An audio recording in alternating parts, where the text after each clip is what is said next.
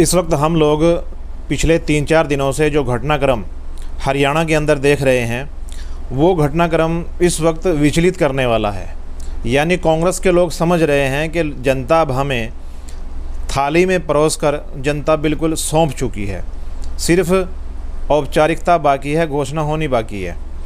तो इसमें तो हंसी वाली ही बात होगी, क्योंकि इस वक्त कांग्रेस दिल्ली दरबार ने जो ऑब्ज़र्वर यहाँ लगाए हुए हैं हरियाणा के अंदर ज़िला वाइज, तो उनको रिपोर्ट देनी है और कांग्रेसियों से राय मशवरा करना है कि किस तरीके से संगठन बनाना है और किन किन लोगों को संगठन में लेना है। ज़िला अध्यक्ष, ब्लॉक अध्यक्ष, जो भी इनकी प्रक्रिया है उसको पूरा करने के लिए ऑब्ज़र्वर कांग्रेस ने लगाए हैं। तो अब चूँकि कांग्रेस ने तो ऑब्ज़र्वर लगा दिए, अब वो ऑब्ज़र्वर किसका पक्ष लेंगे किसका नहीं लेंगे वो तो उनकी बातचीत से बाद ही पता चलेगा। वैसे समर्थकों ने तो अंदाज़ा लगा ही लिया है। शैलजा समर्थकों ने अंदाज़ा लगाया कि ये हुड्डा की बात करते हैं, तो उन लोगों ने इसलिए नारेबाजी जो है ना मीटिंगों के अंदर ही शुरू कर दी है। आज जगाधरी के अंदर जो कुछ हुआ है तो वो विचलित करने वाला था।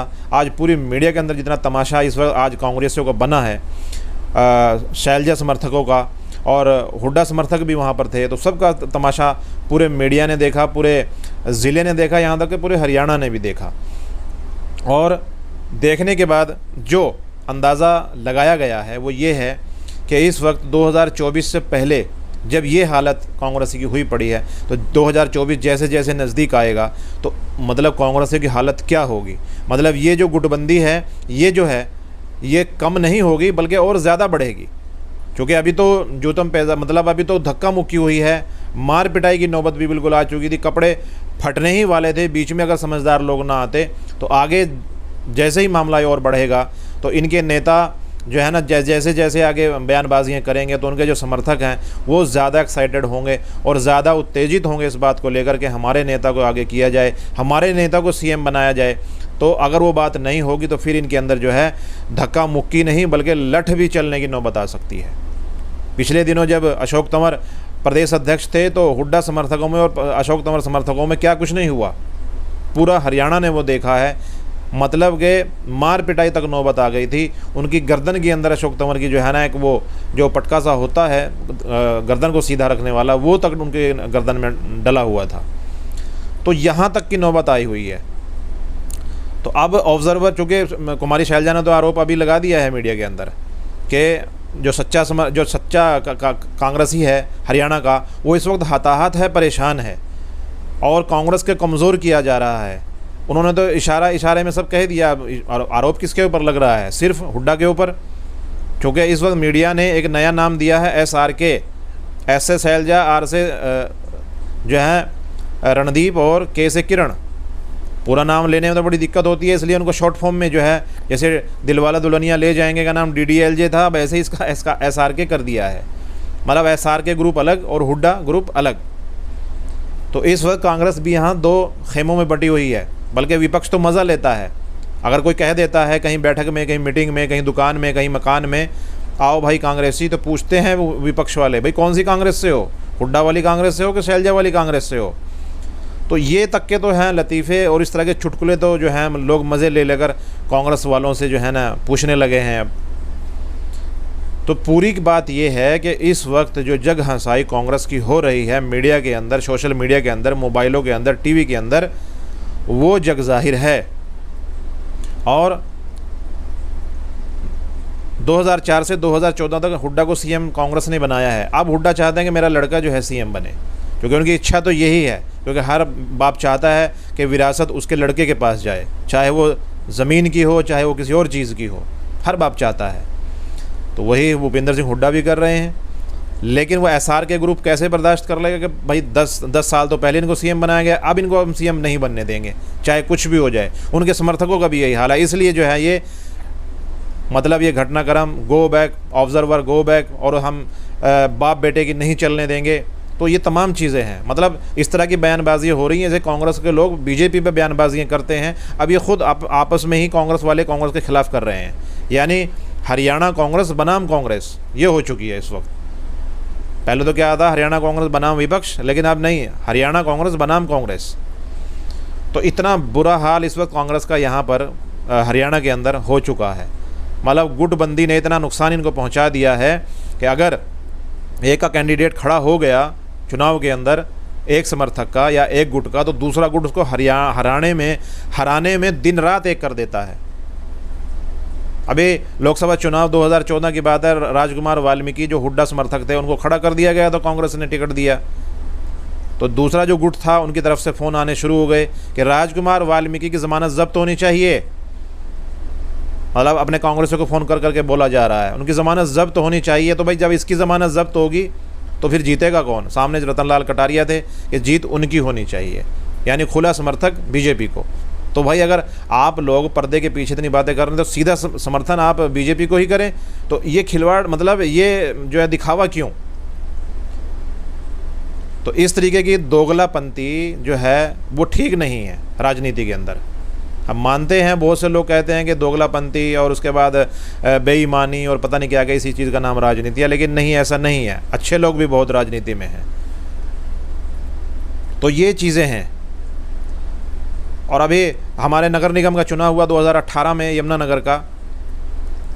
काका साहब गोंदपुरी वाले, उनको शैलजा ने कांग्रेस का कैंडिडेट कह के घोषित किया और प्रचार भी शुरू हो गया। अगले ही दिन अशोक तंवर आते हैं जो उस वक्त प्रदेश अध्यक्ष हुआ करते थे कांग्रेस के।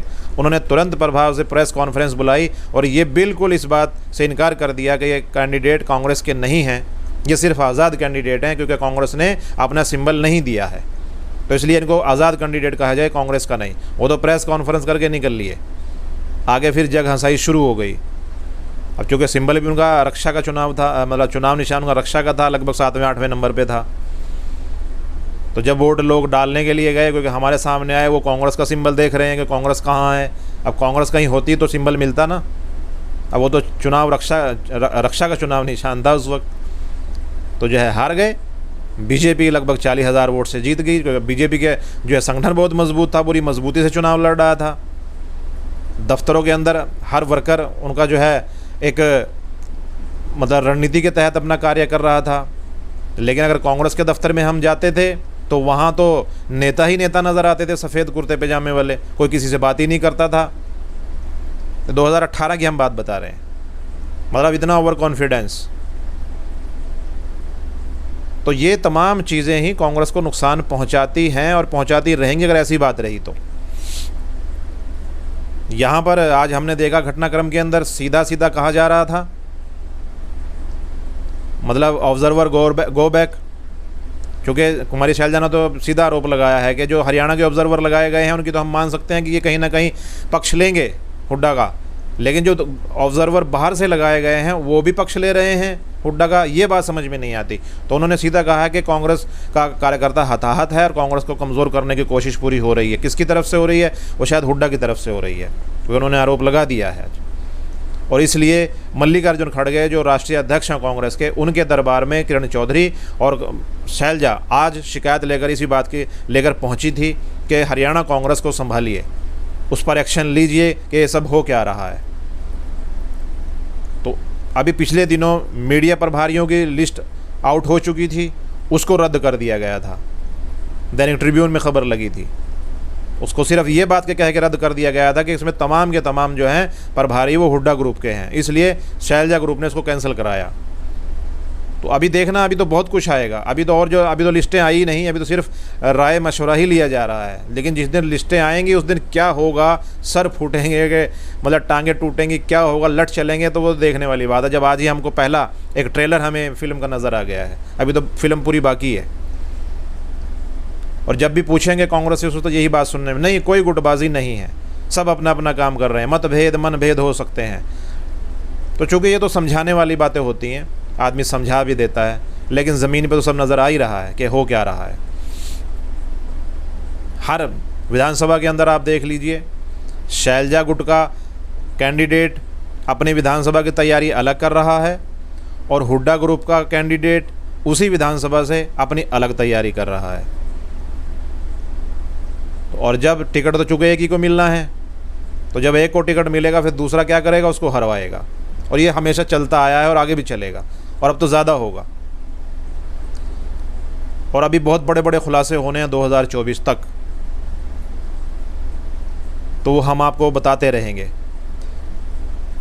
हम अपने सभी समर्थकों से और अपने सभी देखने वालों से कहना चाहेंगे हमारी इस वीडियो को ज़्यादा से ज़्यादा शेयर ज़रूर करें। शेयर रुकना नहीं चाहिए ताकि ये तमाम बातें हरियाणा सरकार, हरियाणा कांग्रेस और दिल्ली दरबार तक पहुँचें, और ताकि कोई इस तरह की बातें जो हैं हरियाणा के अंदर दोबारा देखने को ना मिले। चूँकि कोई भी हो लड़ाई झगड़ा तो किसी मसले का हल नहीं है।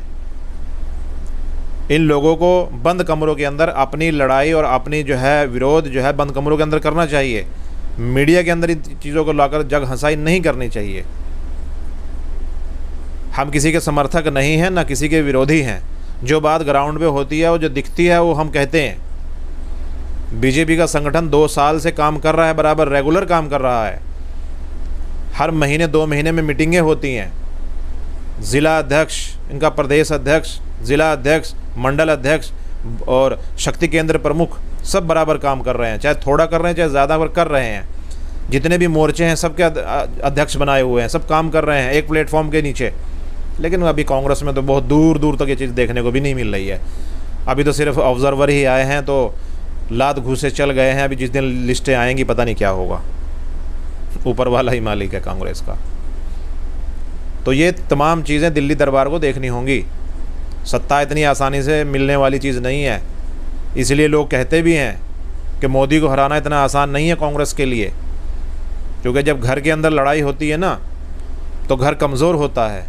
तो जब घर कमज़ोर होगा, उसकी नींवें कमज़ोर होंगी, तो फिर आप बाहरी हमले को, जब नींवें कमज़ोर होगी, दीवारें कमज़ोर हो गई, तो बाहरी हमले को कैसे रोकेंगे आप? वो तो दीवार तोड़ के अंदर आप, मतलब दुश्मन आपके घर में घुस जाएगा। तो वही बात कांग्रेस के साथ यहाँ हो रही है। आम आदमी पार्टी भी पूरी कोशिश कर रही है इस वक्त हरियाणा के अंदर। जेजेपी तो चूँकि गठबंधन है बीजेपी के साथ, इनेलो भी पूरी कोशिश में है। तो इस वक्त कांग्रेस का जितना भी नुकसान होगा, विपक्ष उसका पूरा फ़ायदा उठाने की इस वक्त कोशिश में है। और ये 3-4 दिन से हम रेगुलर देख रहे हैं सोशल मीडिया के अंदर, विपक्ष ने, बीजेपी, इनेलो, बीएसपी, जेजेपी और आम आदमी पार्टी सब ने इस वक्त ये तमाम कांग्रेस की वीडियो चुन चुन के इस वक्त वायरल कर रहे हैं। क्यों? इसलिए कि 2024 में विपक्ष को पूरा फ़ायदा लेना है कांग्रेस की इस गुटबाजी का। और अभी बहुत खुलासे होने हैं, हम बाद में आपको और भी चीज़ें बताएंगे। हमारी इस वीडियो को ज़्यादा शेयर ज़रूर करें, और तब तक के लिए हमें दीजिए इजाज़त। तो मैं अलीजान रौनक, जय हिंद।